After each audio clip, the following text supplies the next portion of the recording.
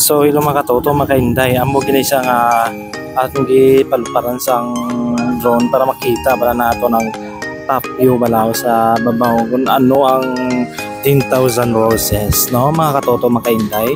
Di ba stigma siya mga katoto makainday namit siya sa pictorial di. Tapos i-post mo sa Facebook, sa Instagram, kung ano-ano pa nga mga social media mga katoto makainday.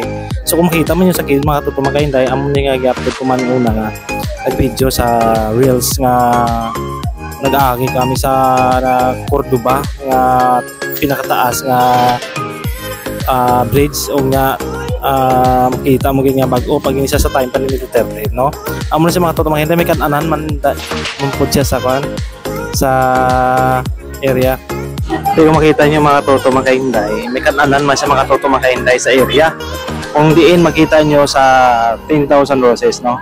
Kung plano ka mo mga katoto makainday, hindi lang ka magdala sang balon kung may kwarta pa ka mo extra da. Pwede ka mo kadto di sa 10,000 roses may araman kan-anan no. So amo na si mga katoto makainday na amo na siya duha ka kalinyada sa 10,000 roses no. May harap pa siya top niya sa babaw yang yun lang makita mo gano'n. Namit siya mga totoo na kaya dapat sa dagat siya no.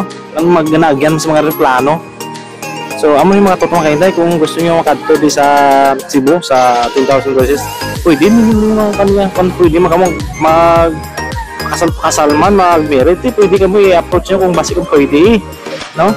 So amon sa mga totoo makainday damong yung salamat paki-share at paki-like sa video natin then love na sa support ng totoo man no. Damong salamat mga totoo makainday amo lang to.